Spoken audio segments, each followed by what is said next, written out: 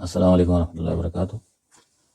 آج جس موضوع کے بارے میں ہم بات کریں گے وہ ہے چھینک کا آنا اور اونگ کا آنا۔ چھینک کے بارے میں کیا ارشادات ہیں آپ صلی اللہ علیہ وسلم کے، اور اگر انسان کو اونگ آئے تو اس کو روکنا کس طرح ہے، اور اس کے بارے میں کیا ارشادات ہیں۔ حضرت ابو ہریرہ رضی اللہ تعالیٰ عنہ فرماتے ہیں کہ نبی صلی اللہ علیہ وسلم نے ارشاد فرمایا، ان اللہ یحب العطاس، کہ بے شک اللہ تعالیٰ چھینک کو پسند کرتے ہیں، وَيَكْرَهُ التَّثَاؤُبَ، اور اونگنے کو ناپسند کرتے ہیں۔ جو انسان کو جمائی آتی ہے اس کو اونگنا بھی کہا جاتا ہے۔ جمائی کا آنا یہ اللہ کو ناپسند ہے، اور چھینک کا انسان پر آنا یہ اللہ تعالیٰ کو پسندیدہ ہے۔ فَإِذَا عَطِسَ أَحَدُكُمْ حَمِدَ اللَّهَ تعالیٰ، جب تم میں سے کوئی شخص جو ہے وہ چھینکے تو اس کو چاہیے کہ اللہ کی تعریف کرے، یعنی الحمدللہ کہے۔ كَانَ حَقًّا عَلَى كُلِّ مُسْلِمٍ سَمِعَهُ أَن يَقُولَ لَهُ، ہر مسلمان پر یہ حق ہے، یہ لازم ہے کہ جو شخص چھینک کو سنے اور چھینک کی جو دعا ہے جو بندہ پڑھ لے، الحمدللہ، چھینکنے والا الحمدللہ کہے، تو یہ تعریف جب آپ نے سن لی اس کے منہ سے تو آپ کو چاہیے کہ اس کے بدلے پھر آپ اس کو دعا دیں، اور وہ دعا ہے یرحمک اللہ، کہ اللہ تعالیٰ تجھ پر رحم کرے۔ وَأَمَّا التَّثَاؤُبُ، اور اونگ جو ہے جمائی لینا، فَإِنَّمَا هُوَ مِنَ الشَّيْطَانِ، شیطان کی طرف سے آتی ہے۔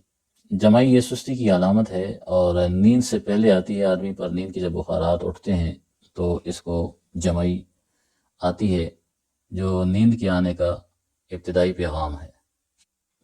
جب کسی شخص کو جمائی آئے تو وہ کیا کرے؟ فَلْيَرُدَّهُ مَا اسْتَطَاعَ، اس کو چاہیے کہ جتنا اس کو روک سکے روک۔ فَإِنَّ أَحَدَكُمْ إِذَا تَثَاءَبَ ضَحِكَ مِنْهُ الشَّيْطَانُ، کیونکہ جب تم میں سے کوئی شخص جمائی لیتا ہے، اونگتا ہے، تو شیطان اس پر ہنستا ہے۔ رواہ البخاری، اس حدیث کو امام بخاری رحمۃ اللہ علیہ نے نقل کیا ہے۔ چھینکنے کو اللہ تعالیٰ پسند فرماتے ہیں، اور چھینکنے والے شخص کو چاہیے کہ وہ الحمدللہ کہے، سننے والے کو چاہیے کہ وہ یرحمک اللہ کہے۔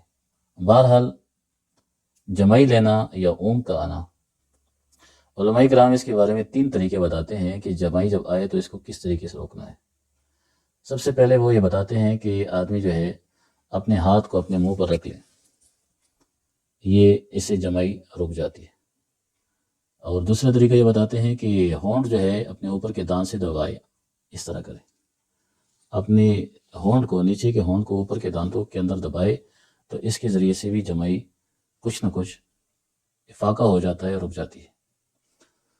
اور تیسرا طریقہ یہ ہے کہ آدمی جمائی لیتے وقت اپنے ذہن میں یہ بات لے آئے کہ رسول اللہ صلی اللہ علیہ وسلم کو زندگی بھر جمائی نہیں آئی۔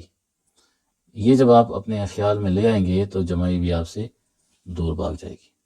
یہ 3 طریقے علماء کرام نے ذکر کیے ہیں اور آزمودہ ہیں۔ باقی جمائی کے وقت جو ہے آدمی ہاتھ رکھنے منہ پر تو جمائی چلی جاتی ہے، ختم ہو جاتی ہے۔